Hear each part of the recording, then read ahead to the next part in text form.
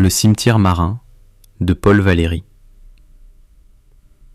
Ce toit tranquille où marchent des colombes, entre les pins palpitent, entre les tombes. Midi le juste y compose de feu, la mer, toujours recommencer. Ô récompense après une pensée, qu'un long regard sur le calme des dieux. Quel pur travail de fins éclairs consume main diamant d'imperceptible écume, et quelle paix semble se concevoir.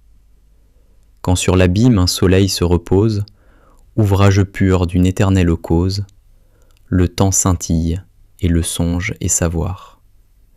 Stable trésor, temple simple à Minerve, masse de calme et visible réserve. Ô sourcilleuse, œil qui garde en toi tant de sommeil sous un voile de flamme, ô mon silence.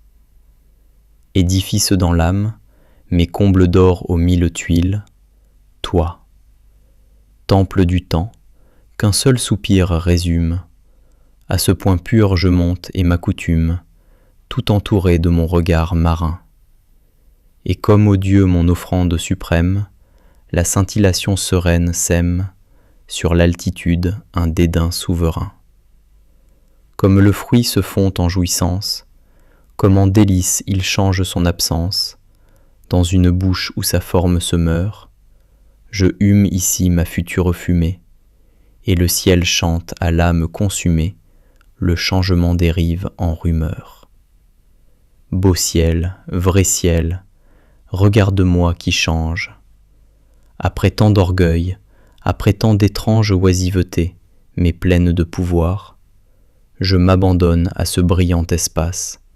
Sur les maisons des morts mon ombre passe, qui m'apprivoise à son frêle mouvoir. L'âme exposée aux torches du solstice, je te soutiens, admirable justice, de la lumière aux armes sans pitié. Je te rends pur à ta place première, regarde-toi. Mais rendre la lumière suppose d'ombre une morne moitié. Ô pour moi seul, à moi seul, en moi-même, auprès d'un cœur, aux sources du poème, entre le vide et l'événement pur, j'attends l'écho de ma grandeur interne, amère, sombre et sonore citerne, sonnant dans l'âme un creux toujours futur. Sais-tu, fausse captive des feuillages, golfe mangeur de ces maigres grillages, sur mes yeux clos, secrets éblouissants, quel corps me traîne à sa fin paresseuse, quel front l'attire à cette terre osseuse, une étincelle y pense à mes absents. Fermé, sacré, plein d'un feu sans matière, fragment terrestre offert à la lumière, ce lieu me plaît, dominé de flambeaux, composé d'or, de pierre et d'arbres sombres, où tant de marbre est tremblant sur tant d'ombres. La mer fidèle y dort sur mes tombeaux. Chienne splendide, écarte l'idolâtre. Quand, solitaire au sourire de pâtre, je paie longtemps, mouton mystérieux, le blanc troupeau de mes tranquilles tombes, éloignant les prudentes colombes, les songes vains, les anges curieux. Ici venu, l'avenir est paresse. L'insecte net gratte la sécheresse. Tout est brûlé, défait, reçu dans l'air, à je ne sais quelle sévère essence.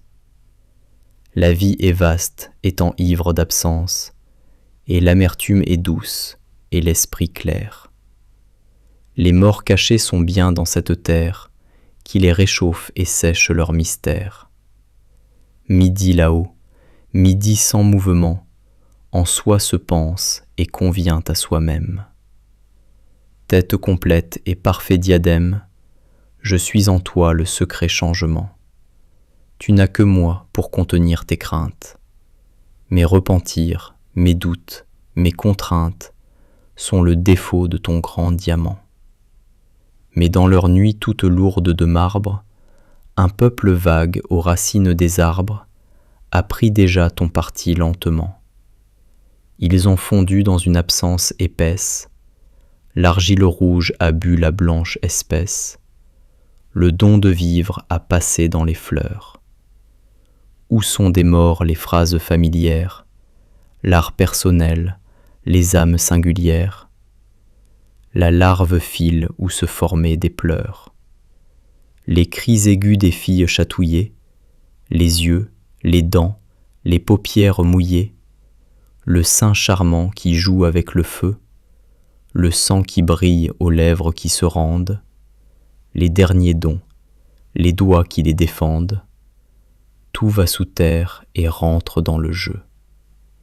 Et vous, grande âme, espérez-vous un songe qui n'aura plus ses couleurs de mensonge, qu'aux yeux de chair l'onde et l'or font ici? Chanterez-vous quand serez vaporeuse? Allez, tout fuit, ma présence est poreuse, la sainte impatience meurt aussi. Maigre immortalité noire et dorée, consolatrice affreusement laurée, qui de la mort fait un sein maternel, le beau mensonge et la pieuse ruse. Qui ne connaît et qui ne les refuse, ce crâne vide et ce rire éternel? Pères profonds, têtes inhabitées, qui sous le poids de tant de pelletés, êtes la terre et confondez nos pas, le vrai rongeur, le ver irréfutable, n'est point pour vous qui dormez sous la table. Il vit de vie, il ne me quitte pas. Amour, peut-être, ou de moi-même haine, sa dent secrète est de moi si prochaine que tous les noms lui peuvent convenir. Qu'importe, il voit, il veut, il songe, il touche. Ma chair lui plaît, et jusque sur ma couche, à ce vivant je vis d'appartenir. Zénon, cruel Zénon, Zénon d'Élée, m'as-tu percé de cette flèche ailée qui vibre, vole et qui ne vole pas? Le son m'enfante et la flèche me tue. Ah, le soleil, quelle ombre de tortue pour l'âme, Achille immobile à grands pas.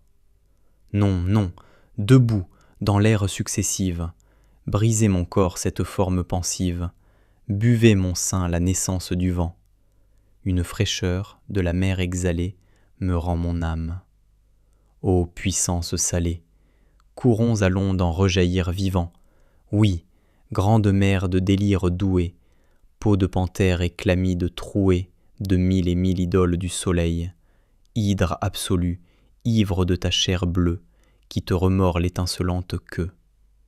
Dans un tumulte au silence pareil, le vent se lève. Il faut tenter de vivre. L'air immense ouvre et referme mon livre. La vague en poudre ose jaillir des rocs. Envolez-vous, page tout éblouie. Rompez, vague, rompez d'eau réjouie. Ce toit tranquille où picoraient des phoques.